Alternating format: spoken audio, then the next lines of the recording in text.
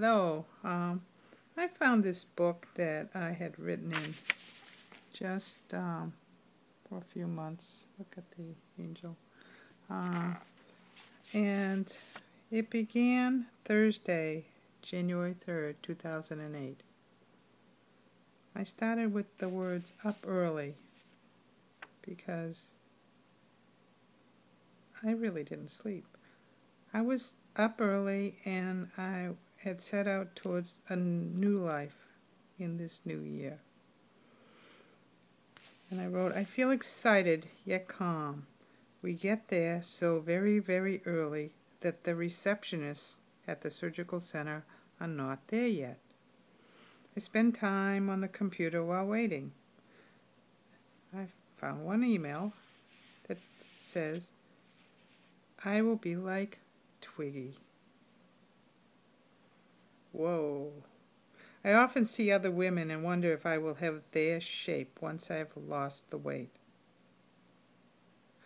There were no weigh-ins today at the hospital. Dr. Ma Kersey says, you can go to sleep now. And the next thing I know is I am in the recovery area. I keep telling Bobby, I'm done. It's done. I'm done. No pain and no sleep. And I get moved to a private room. You see, I was in a room where a woman came in who needed a lot of attention. She needed so much attention that I couldn't even nod off to sleep. I was wide awake. At 12 o'clock, I was brought into a private room. But before that, I had visits from Laurie and Pat and young Caitlin. Caitlin didn't quite understand what was going on. She was just 3. And she didn't know why she was in a hospital visiting this lady with the white hair. You know what? I love Caitlin. The day was ending for me, and I was still in bed. I had asked to be walking with Pat, but it was explained to me that they had to walk me with a nurse. So even though Pat's a big, strong man, they wanted me to first walk with a nurse. So Jesus came in, or Jesus Arias, and he walked with me. And I walked and I walked at 9:30. So, you know, they must have known I'm a night owl. And I had the IV drip and a catheter. So it wasn't an easy walk. I had to make sure that I didn't walk into the tubing. But I managed to walk all over the West Wing and back to the room. It was the private room. I had been able to get in small naps before they came in the next day, but not very many because there's a lot of well-being checks. They come in and they give you Lovenox. I think I pronounced that right. And they come in and they make sure that your oxygen level is high, and they take blood. They don't do it at the same time. I remember one of the nights, not this first night, but one of the nights just reaching up my hand because I knew they were going to check my oxygen level and take blood. I did ask if I could have something to sleep, but I wasn't able to get anything to sleep, and they don't really know that I'm an insomniac. I should have slept better. I did have my sleep apnea machine also, and it was still at a high setting, but it wasn't as high as it had been. Well, when Diane, that nurse, made my stay much better by getting me the private room, I had a chance to rest, but I also heard somebody out in the hall,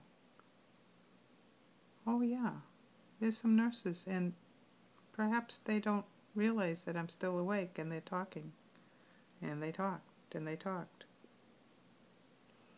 When Sarah came in early in the morning and started uh, doing two functions at once, my vitals and my blood level, I was really happy. And I also told her that there was some conversation outside and I wasn't able to sleep. Not saying that I'm an insomniac, but the conversation did keep me from any sleep then. So that was stopped. Nobody stood outside the door the next night and talked. I think the most sleep I got was 3 hours in a row. And some of you may get more sleep. And some of you may be good sleepers. But I gotta tell you, I didn't get much sleep. Between the Lovenox and the vitals and the blood sugar level, I was constantly attended to. I'm going to read some more. Another thing that happened was that the compression boots kept opening up. It was hard for me to reach down because of the operation on my abdomen, to reach down and close them. And another time the alarm went off on the IV drip monitor. But other than that, I had terrific nurses. I had Mary and Karen and Kate and Sandy and special PCAs. I mentioned Jesus or Jesus and Max and Jennifer and Chambrel, and they were all terrific. I had one incident on Friday that was, it was kind of strange to me. And my stomach began heaving, but there was nothing for it to get rid of. Other than that, the nurse, Sandy, told me that in order to help my intestines to get moving, I had to move in the directions the intestines were. And pretty much that helped move some of the gas. And if you haven't had surgery yet, I want to warn you, there's a lot of gas. And the ones that have had surgery know there is a lot of gas. So you have to get up and you have to get moving. But another thing to do is to move your hand against your abdomen from the right to the left and down and back to the left and up and down, across again. And that helps that uncomfortable feeling of gas to get expressed and to move. So that was just the first 24 hours. A lot of visits. I had visits from friends like Pat came twice, and he came first with his family, and then again. And then I had visits from Suzanne and Diane and my good friend Marge. And of course Bobby came. Yes. So that's just the first 24 hours. Lots of walking and lots of gas. Okay? Bye-bye.